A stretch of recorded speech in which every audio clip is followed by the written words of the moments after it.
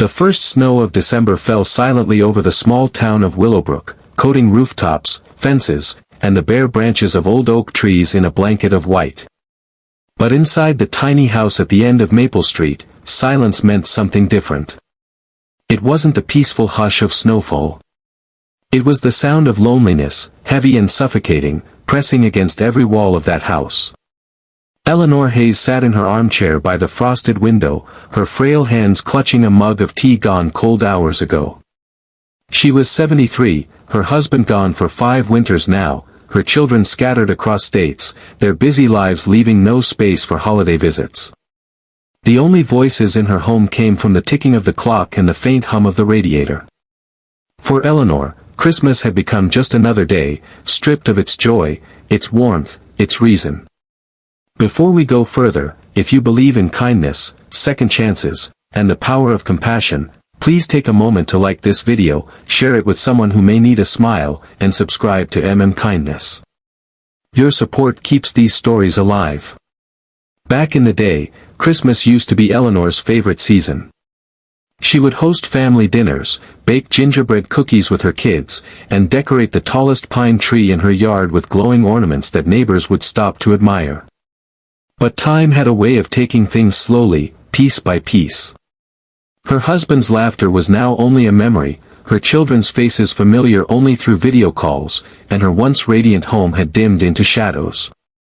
This Christmas felt colder than most, not because of the snow outside, but because Eleanor's heart had grown weary of waiting for joy to return. She had put up no lights, no tree, no decorations.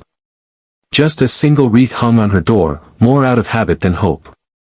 But on the morning of December 20th, something unusual happened. Eleanor woke to the sound of shoveling outside her house. Through the frost-dusted window, she saw a young man clearing her driveway. He wasn't someone she recognized. He was tall, bundled in a heavy jacket, his breath fogging in the frigid air. His pace was steady, determined, as though he wasn't just clearing snow but lifting a burden. Eleanor watched quietly, unsure whether to step outside or stay hidden in her silence. When he finished, he simply left, leaving behind a clean path and a woman whose curiosity had been awakened for the first time in years. The following day, the man returned, again shoveling her driveway after another round of snowfall. This time, Eleanor couldn't resist. She slowly opened her door, her voice trembling as she called out a simple, "Thank you." The young man looked up, surprised but smiling warmly. He nodded, waved, and went back to work. That smile stayed with her all day, a tiny flame flickering in a house that had grown so cold. As the days went on, Eleanor began to notice more. A small Christmas tree was placed in the front window of the house across the street, the very one the young man must have lived in. Lights twinkled around his porch, and laughter occasionally spilled into the quiet street. But what caught her most was how he always seemed to glance toward her home, as if checking whether she was okay. On Christmas Eve morning, Eleanor woke to find a small box on her porch.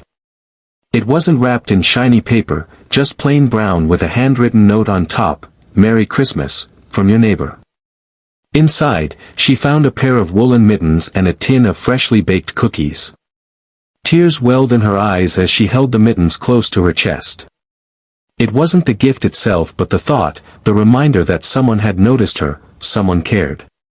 For the first time in years, Eleanor lit a small candle by her window that evening, a silent beacon of gratitude. That night, memories came rushing back, Christmases filled with music, children's laughter, the smell of roasted turkey, her husband's hand steady on hers. The ache of loss was still there, but alongside it was something she hadn't felt in a long while, hope. The young man's kindness stirred something inside Eleanor. She found herself pulling out a dusty box from her attic the next morning, filled with old ornaments she hadn't touched in years. Carefully, she decorated a small tree she had bought years ago but never used. Her living room glowed once again, faint but beautiful. The emptiness didn't vanish, but it was softened by a sense of connection, however small, with the world outside. On Christmas Day, Eleanor decided to do something bold. Carrying a plate of her own gingerbread cookies, she walked across the snowy street to the young man's house. Her heart pounded like it hadn't in years, her breath shaky from both cold and nerves. When the door opened, she was greeted not by just the young man, but by his wife and 2 little children, their faces lit up with joy.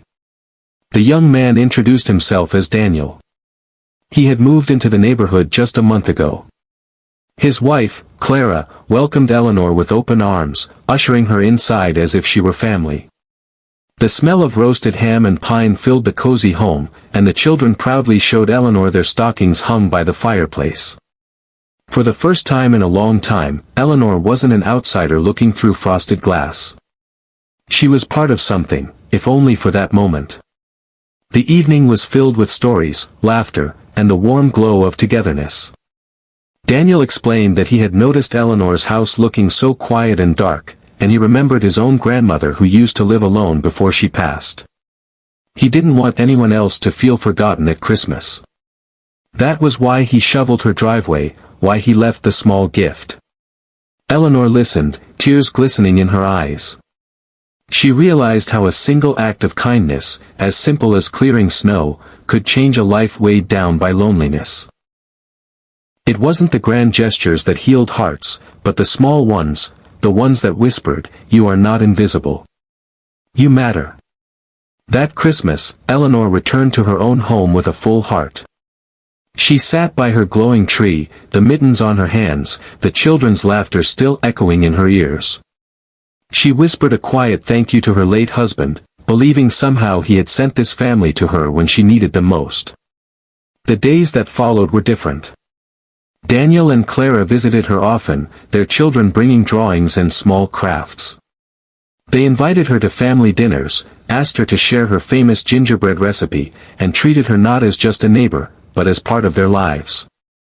Eleanor's home, once silent, was now filled with footsteps, laughter, and warmth. And so, what began as a lonely December ended in a season of belonging. Eleanor learned that while time may take away, life has a way of giving back too, sometimes through unexpected neighbors, sometimes through simple kindness. If this story touched your heart, please like, comment, share, and subscribe to Kindness. Your support helps us spread more stories of hope, compassion, and second chances. And here's a special request: if this story reminded you of someone who once showed you kindness, please write their name in the comments as a way to honor them. Eleanor's story reminds us that no one should be alone at Christmas. It only takes a moment, a gesture, a smile, to turn someone's winter into warmth. And perhaps, in being someone's Christmas neighbor, we not only change their life, but our own too.